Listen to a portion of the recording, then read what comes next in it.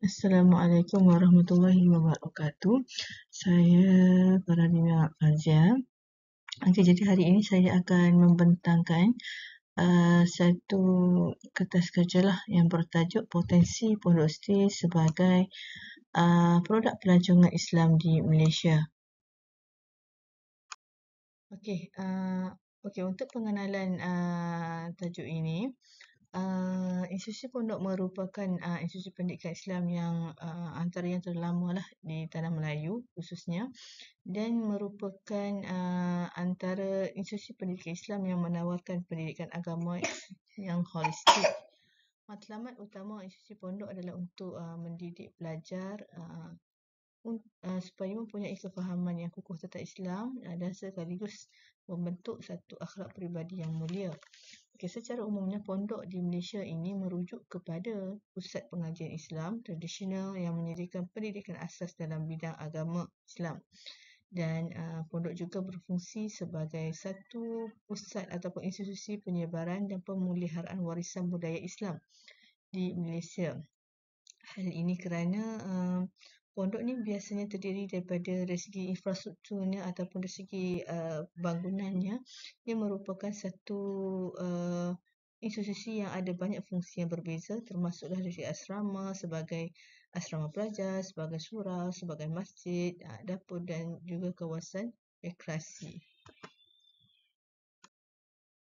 Walaupun institusi pondok ini kita katakan antara institusi yang terlama ataupun dah terawal, namun banyak institusi pondok yang berhadapan dengan pelbagai masalah, terutamanya dari aspek kewangan. Jadi bila kewangan ini bermasalah, jadi agak sukar untuk institusi pondok ini terus beroperasi. Walaupun kita tak dapat nafikan ada sebahagian daripada pondok yang mendapat bantuan daripada government ataupun kerajaan, tetapi tak semua kita katakan bantuan kewangan ini dapat menyelesaikan semua masalah, terutamanya masalah-masalah infrastruktur kewangan institusi pondok itu. Jadi kajian ini dilakukan untuk kita kena pasti satu kaedah pondok stay ataupun satu bentuk pelancongan Islam yang komprehensif dari aspek penghayatan insan bersepadu untuk membolehkan institusi pondok ini menjana kewangan dia sendiri dan sekaligus menjadikan menjamin kelestarian institusi pondok itu sendiri. Penyataan kajian lepas dalam kajian ini, yang pertama ialah kajian berkenaan dengan institusi pondok dan yang kedua adalah kajian berkenaan dengan pondok stay. Okey, dari segi institusi pondok, banyak kajian-kajian yang menceritakan berkenaan dengan sistem institusi pondok sejak abad ke-21, Malaysia mencapai kemerdekaan, institusi pondok mengalami kemerosotan, faktor-faktor menyebabkan kemerosotan institusi pondok yang menyebabkan perlunya berlaku satu paradigma ataupun perubahan yang institusi pondok ini tidak boleh bergantung kepada duit ataupun sumbangan masyarakat semata-mata. Institusi pondok perlu keluar daripada sistem lama ataupun institusi pondok itu sendiri perlu berusaha untuk menjana kewangan sendiri, jadi melalui pelbagai kaedah yang sedia ada.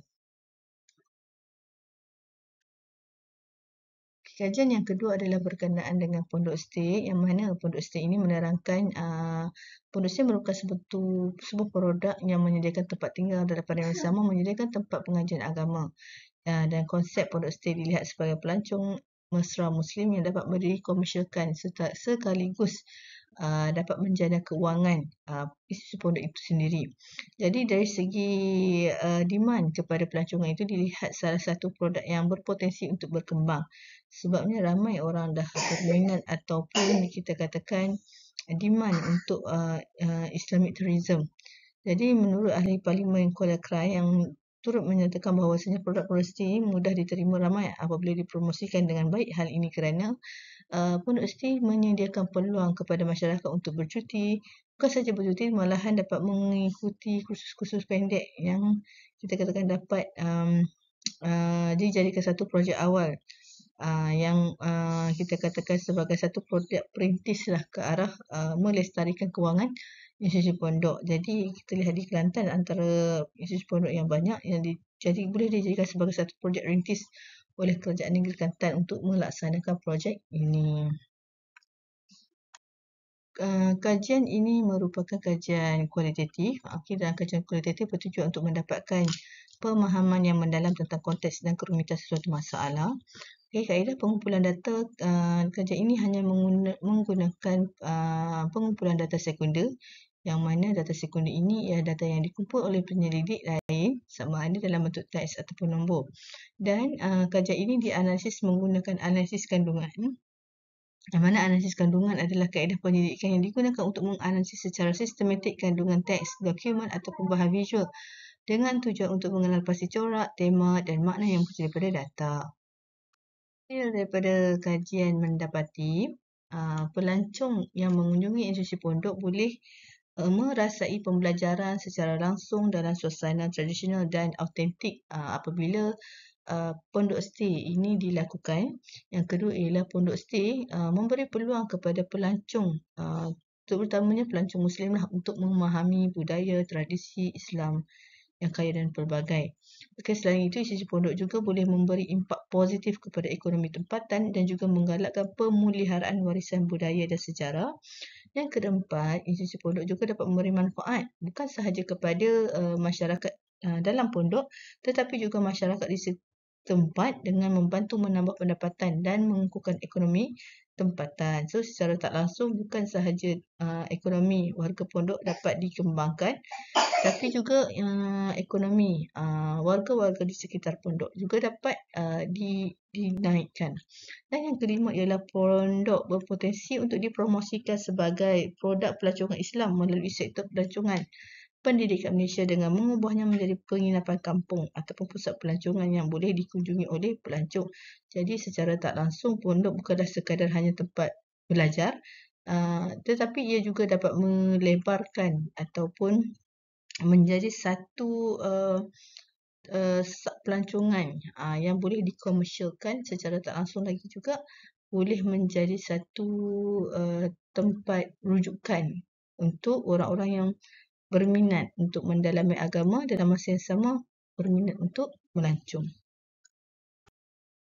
Okey, oleh itu dapat disimpulkan bahawasanya projek membangunkan institusi pondok sebagai satu destinasi pelancongan Islam yang bertujuan untuk meningkatkan imej pondok sebagai institusi pendidikan masyarakat, membantu dalam meningkatkan pemahaman budaya, melatih institusi pondok yang terlibat dalam projek pelancongan keagamaan dapat meningkatkan kemahiran pengurusan pondok dalam bidang pelancongan. Selain itu juga, pengurusan pondok juga dapat mempelajari pengurusan pakej pelancongan, promosi pelancongan dan pemasaran dalam meningkatkan kualiti penginapan aktiviti yang disediakan.